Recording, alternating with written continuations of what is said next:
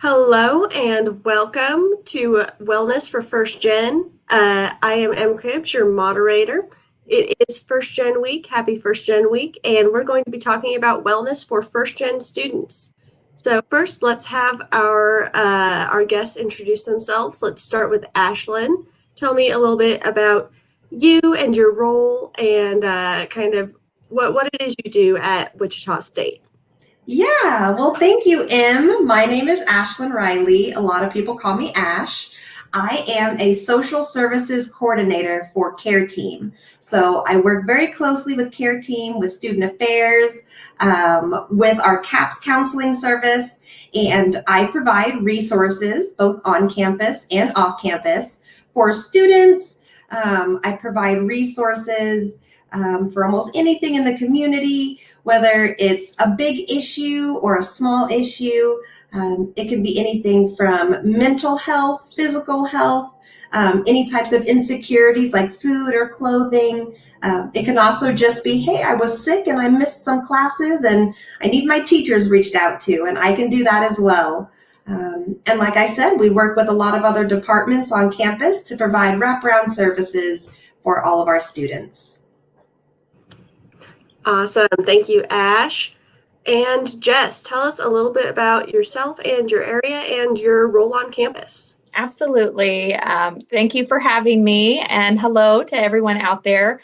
I'm Dr. Jessica Provines. I am the Assistant Vice President of Wellness at the university, and I'm also a licensed psychologist in Kansas. I work as the director of our counseling and prevention services, which is the mental health services for students on campus. We work closely with Ash and the other student service coordinators in Care Team, who are oftentimes helping to connect students who may be in need to counseling services. And then also, students can reach out directly to us and schedule appointments online now for mental health counseling. CAPS provides individual therapy, we provide group therapy, we do a lot of education and awareness on campus. Our prevention services are responsible for the Suspenders for Hope mental health awareness and suicide prevention campaign that we do on campus. So we're really committed to trying to work together within the wellness teams, CAPS, as well as student health services and campus recreation to approach wellness from a holistic perspective to where we can prevent oftentimes a lot of significant mental health challenges where students would need a professional intervention. So prevention is something that we're also very passionate about in addition to treatment. Awesome. All right. So, Jess, if you don't mind, we'll just keep throwing questions at you. And Sure. if any of our viewers have any questions, feel free to drop them in the chat, and we'll try to address them in this stream. But yeah, can you tell us a little bit more about what first gen students need to know about CAPS and the services that you offer? Sure. First, I would like to say I'm really happy to be addressing, first generation students, specifically today, and really be celebrating, first generation students. We were just chatting when we were waiting to start the event, that I didn't really realize when I was a student myself at Wichita State University that I was a first generation student, having neither of my parents attend, or graduate college. And I was the only one of five siblings, to attend college as well. So didn't know I was a first gen when I was an undergraduate at Wichita State, and became aware of that later when I was working within student affairs. So that might be one of the first things to know, is just raise awareness that maybe there is a unique set of sometimes challenges that first generation students face. I know for me personally, I wasn't really I didn't have a lot of mentors or role models to help me navigate higher education, and it's a very complicated system, and I had to figure out a lot of that on my own, navigating the financial aid process, navigating enrollment, picking classes, using an advisor, and career planning, and all of that was not something that, my parents were, talking to me about. And, as it relates to mental health services, students may not be aware that they have access to quality, low-cost mental health services on campus. I oftentimes will hear students say, "Well, I can't get counseling, or I can't get help because I don't have the money to do so." And I just want students to know that by being enrolled at Wichita State University, you have access to quality healthcare, wellness services, mental health services through CAPS, medical services through student health services at very affordable rates. And we don't turn any students away for inability to pay. So that should never be a barrier for a student, to get help. And then oftentimes many of our first generation students, not all, it's not a monolithic group, but many times our first generation students may be juggling multiple stressors, many roles that they're playing, having to be a parent, or providing for their family and working full time. I know I worked full time as a student and helped. That's how I helped pay for college, right? And so those additional stressors that I was challenging and navigating put a strain on our wellness, and it may be important for us to more intentionally try and make sure that we're engaging in self-care and taking care of our own personal mental wellness so we can be successful as a student. Awesome. Thank you, Jess. All right. And then, Ash, we're going to go to you. Can you tell us a little bit about what first gen students need to know about Care Team and the services that you offer? Yeah, so again, I also just want to say welcome. I myself am not first gen, but my mother was. And so I did have somebody to kind of help me navigate, but it definitely is a bit of a confusing process. So never feel bad about asking for help. There's lots of people. One of the great things about Wichita State University is everybody is so nice. Everybody wants you to succeed. They want you to do well. And so don't ever feel afraid or uncomfortable coming and asking anybody on campus for help, whether it's with the direction or where to go, or even just they'll point you in the right direction, right? So kind of some of the things that Care Team helps with, like Jess said, there's a lot of stressors, especially right now. And so we can help students that are struggling with their finances, or that might be struggling with stress and anxiety due to some of those personal life situations that are going on top of some of those academic stressors too. And so a lot of times we're able to help students. We talk with them, just an open dialogue about, hey, what's going on? And maybe how can we help? If it is something that they can be, like if they're living on campus, we can help connect them to an appointment with CAPS counseling. We also can help them get in touch again with student health if there's any type of medication issues, or if you got sick or injured.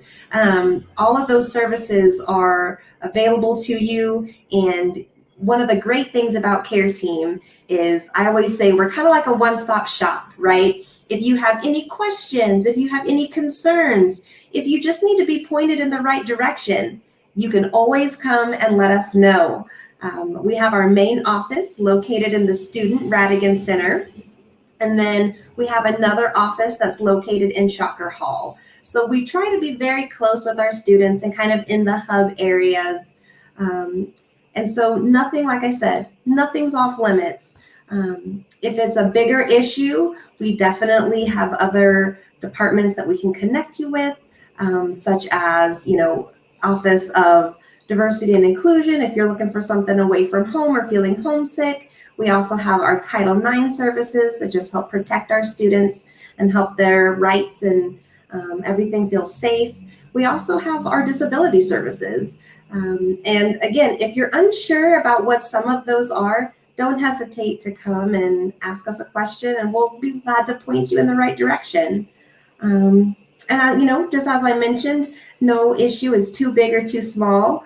We have lots of wonderful people here that help with care team, and we're all very trained in some of that, suicide prevention, as well as case management. And we've got so many coping skills that if you feel like you've tried them all, I'm sure we've got one that might work for you. So don't ever hesitate to reach out to us. Awesome. Thank you, Ash. All right.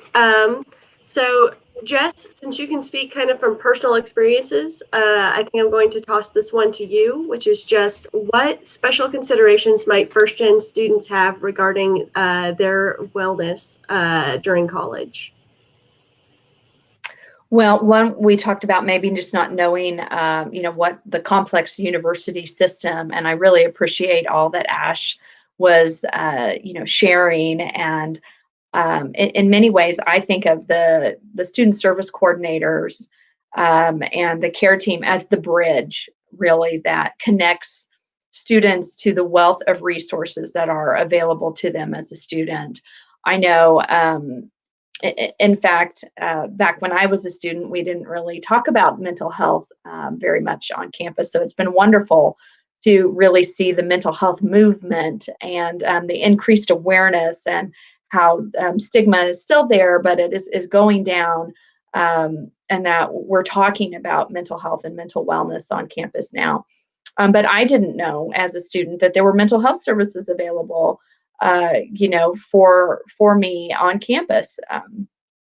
And so there's probably a lot of resources that students may not be aware of, and that would really help them, be successful. And so care team is the bridge to navigating, the complex university system. You got your academic advisors that really help with, educational planning and working with your academic advisor to really make sure that you stay on track. And then care team coordinators that really help you figure out what are the resources available on campus and in the community to get help. So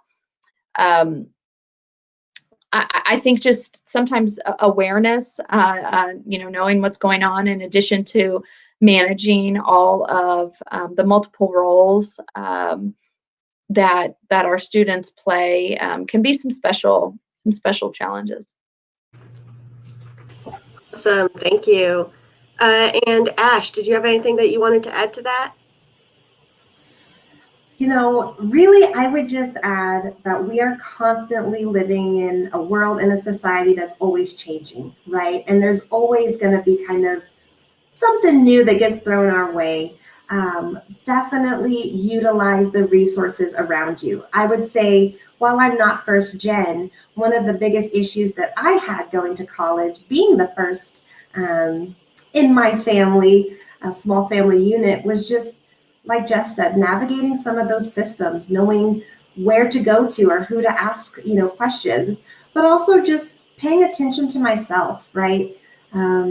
During college, I learned a lot of great self-care and a lot of coping skills.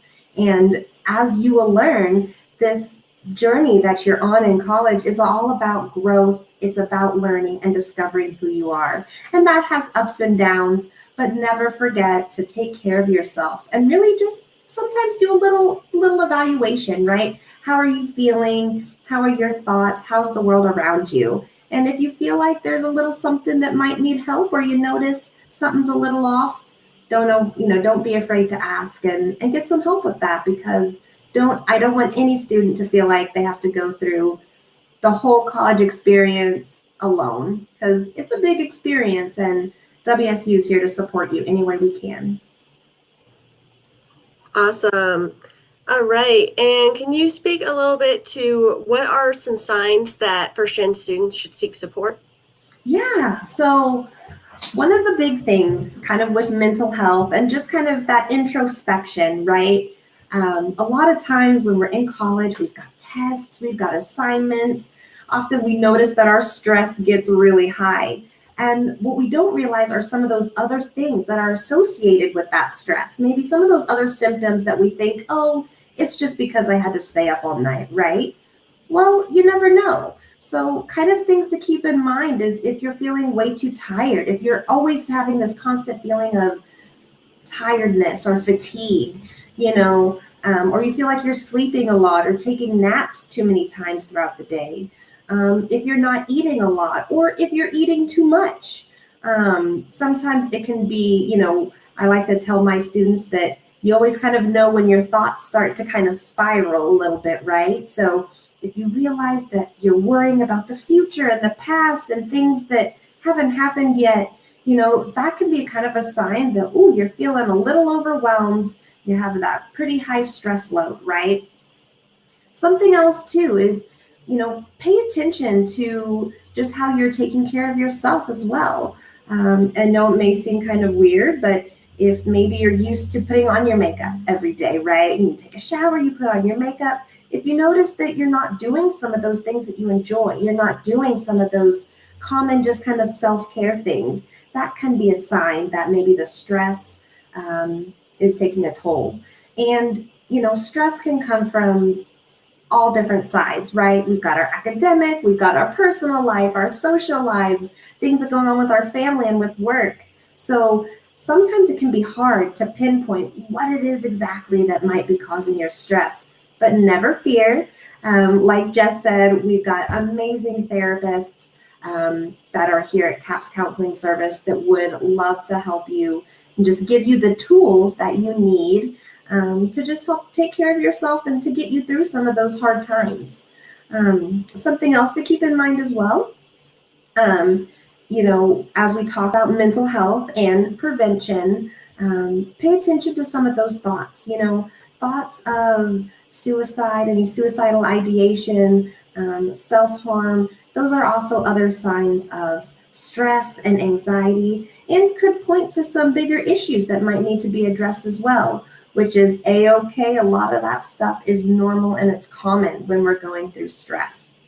Something else too, when we look at our social situations, if you feel like you're isolating, which can be pretty hard kind of with the COVID times, all of us having to stay inside, but, try to make a point to reach out to friends, reach out to family, make sure to recharge that social battery a little bit. If you notice that you just aren't feeling it, you don't have that drive to be social, or you're not doing the things you love, those hobbies, again, some of that introspection that just helps you kind of go, oh, maybe there's something that I need to address or talk to, or at least reach out to somebody about. So whatever the sign or the symptom might be, always feel free to reach out.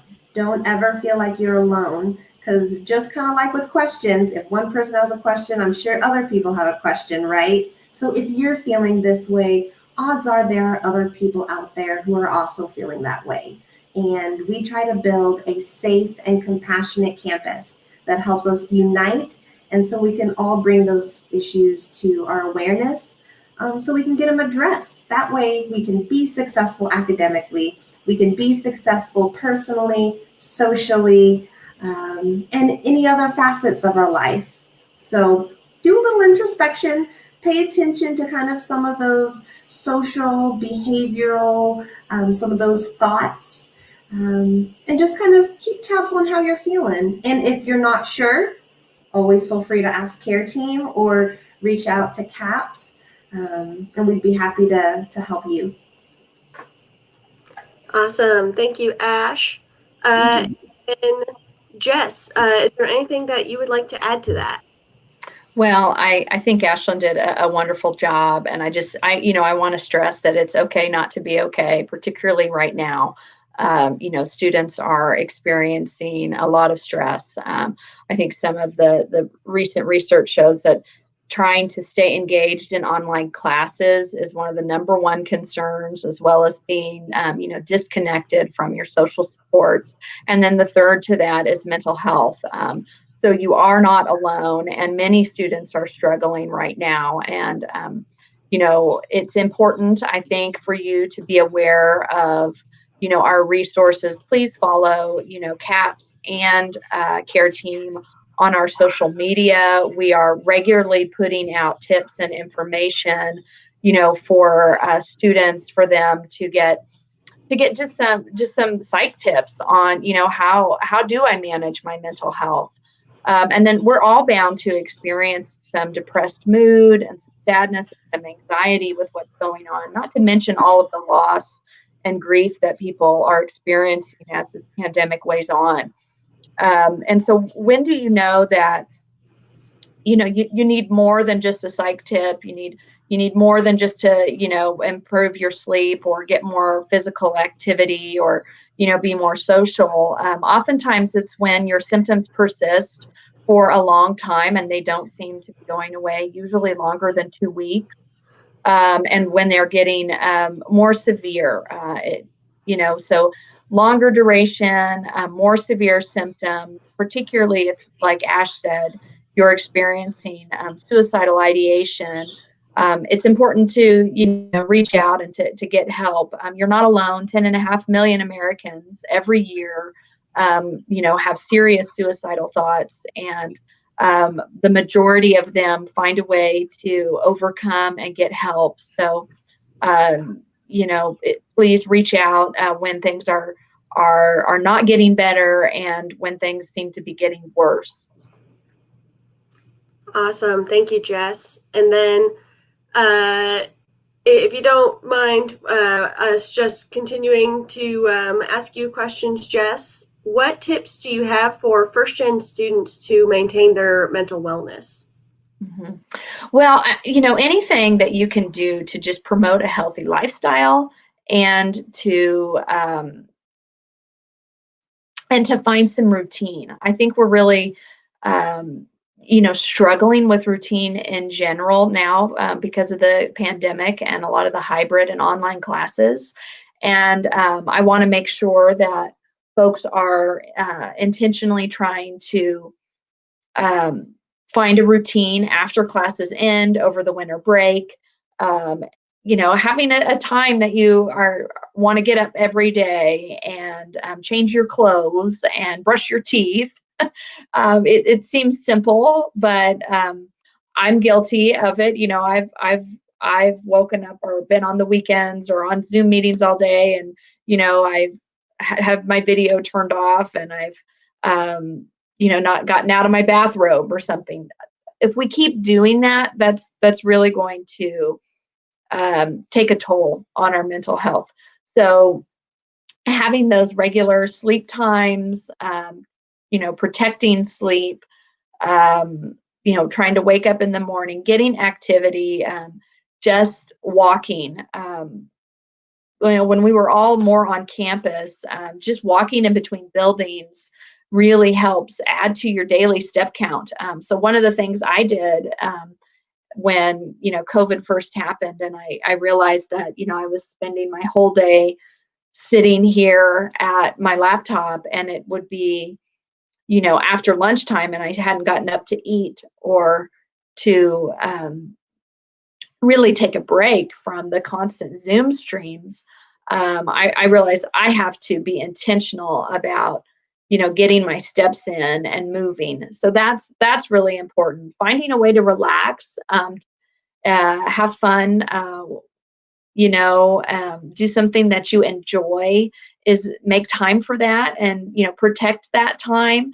I think particularly for first generation students who are being pulled in many directions, it may be challenging to make time for yourself and your self-care, but that is so important. That old saying that you've got to put your mask on first before the next person in an airplane is so true.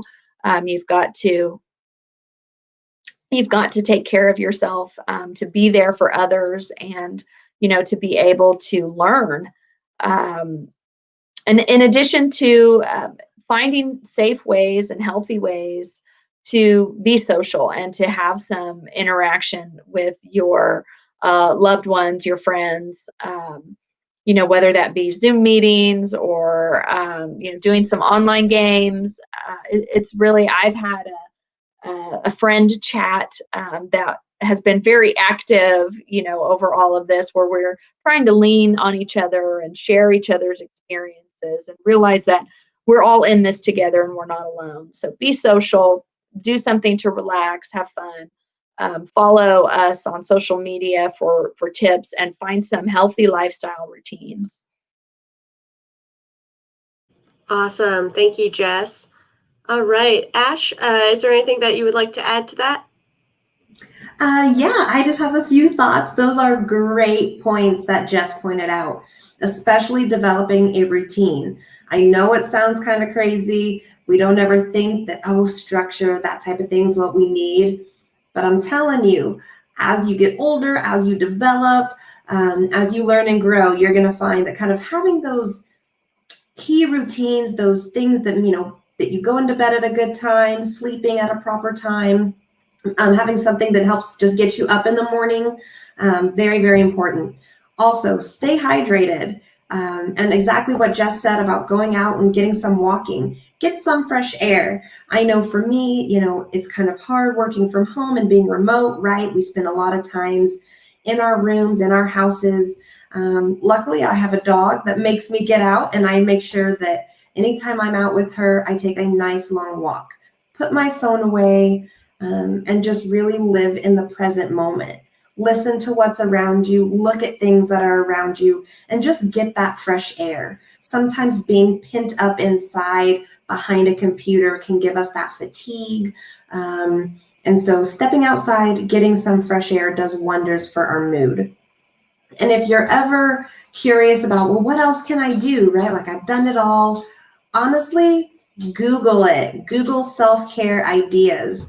I can't stress this enough. There are hundreds of different things for you to try to do that can range all the way from social to non-social to ones that involve exercise or activity to ones that are a little bit more chill. And so just find the one that works best for you and keep trying.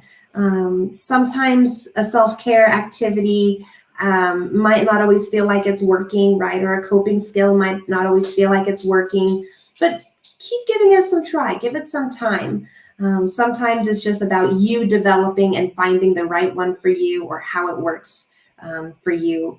And definitely, if you can in your routine, 30 minutes every day, just something for you.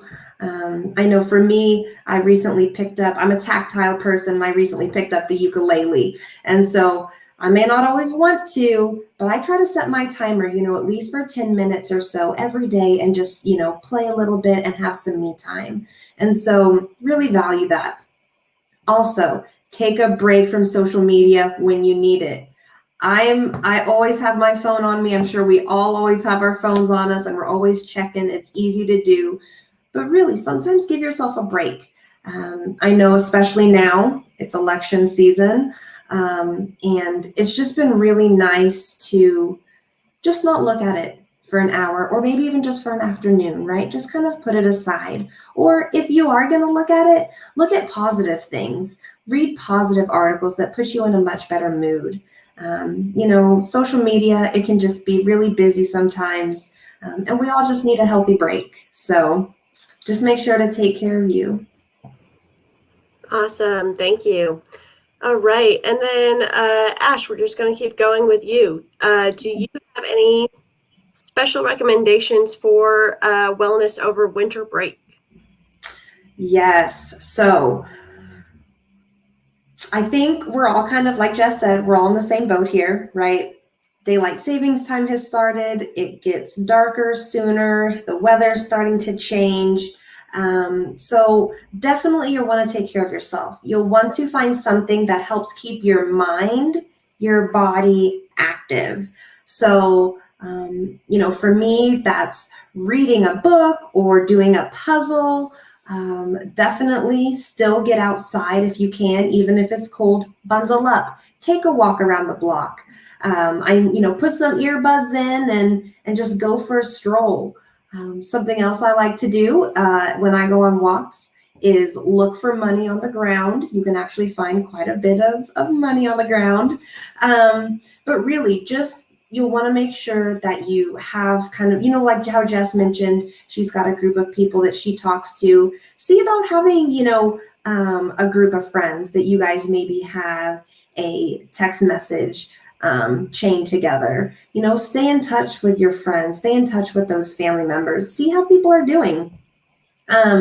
Definitely get out there, get some fresh air, bundle up even when it's cold, and maybe take this time to challenge yourself a little bit, because we are going to have some downtime before spring classes start up again. So maybe you pick something and you say, okay, over winter break, I'm going to try to practice this, or I'm going to try to do that. Have a hobby or have something that you're willing to try that helps get you up in the morning, that gets you excited. And that just helps to keep you going. And also, don't feel bad again if you do have those low moments over break. It happens. Life is full of ups and downs, and it's okay to not be okay. It's okay to have your winter break be awesome and then have a couple days that you're just not feeling it, and that's okay. The thing you want to remember is to just keep trying, keep practicing, and honestly, Google and YouTube, I've been surprised that they have almost everything and anything on there. So even if you want to learn a skill or anything like that, there's always something there for you. So try to think outside of the box a little bit too. Awesome. Thank you, Ash. Jess, did you have anything you wanted to add to that? Some really great tips. Maybe I think it is good to have some purpose, and finding a hobby and something that you enjoy over the break can be helpful. Also allowing yourself to relax and to rest. We're all getting very exhausted, with everything, the pandemic, the elections, the social and racial injustice, and it can wear on a person, and we're feeling exhausted. So allowing yourself to take a break and to kind of rest, but to do that in balance and in moderation, and make sure that we're not overly being too sedentary. So allow yourself to rest, do something fun, and maybe try and intentionally focus on the positive. We do sometimes, like Ash said, have to turn the social media and push the negativity away for a minute, and find a way to focus on the positive, and take some do some gratitude moments. Like, what are we grateful for right now? That's what the holidays are about, is finding that which we're thankful for, and that which we are taking our times with friends and family. And I know it's going to be a different holiday and winter break season this year with COVID. We need to stay vigilant, with rising cases, particularly here in Kansas and in Sedgwick County. Everyone's been, working hard. We got to keep it up. We see the cases are going, so don't be too lax in that, and try and find a way at the same time to have meaningful connections with folks, and to rest and to relax, and recognize that this is a hard time, but we will get through it together. Awesome. Thank you, Jess. So that is about it. Before we go, Jess, can you tell people where they can get in touch with counseling and prevention services? Absolutely. You can find us online at our website. It's wichita.edu/CAPS right there. Thank you, Em. And online, you can schedule a first-time appointment.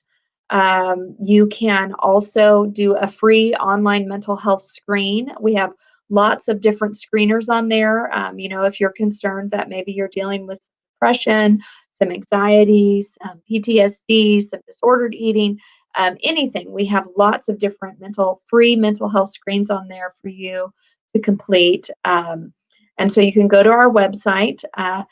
You can also give us a call at 316-978-4792.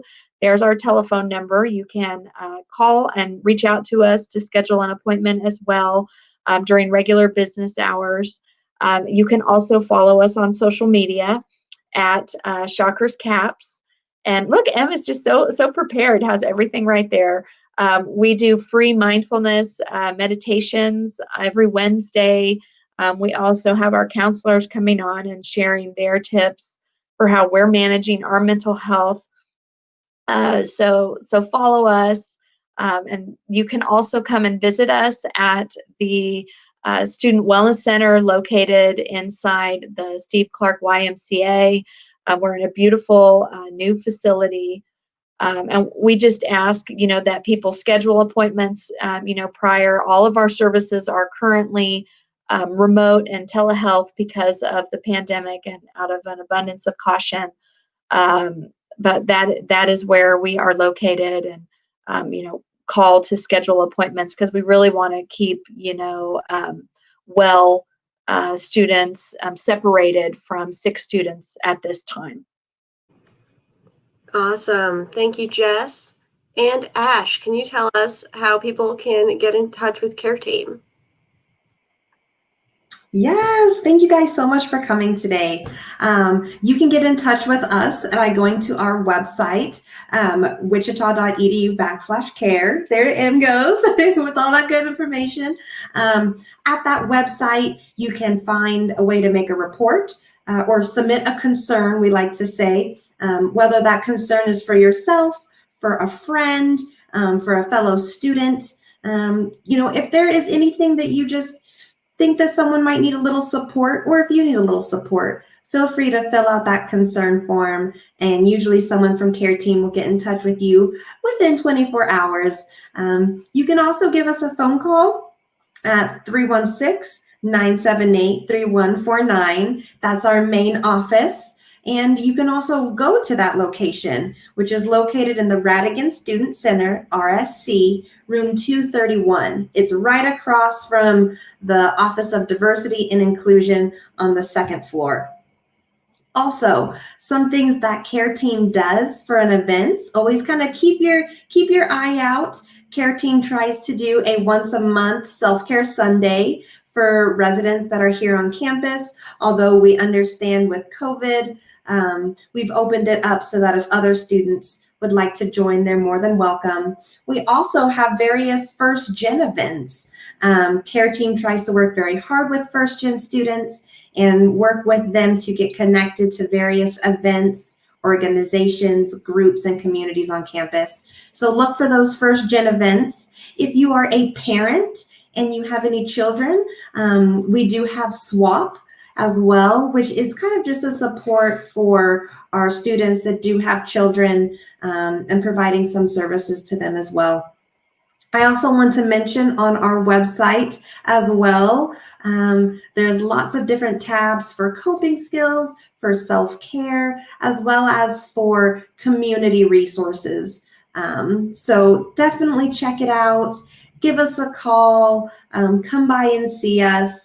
And we have great bookmarks. If you just want to get some information, we have great bookmarks that have all of the coordinators on there, and all of our emails and different ways to get in touch with us. So come and say hi, and it'd be great to see ya. Awesome. Thank you, Ash. And thank you for watching.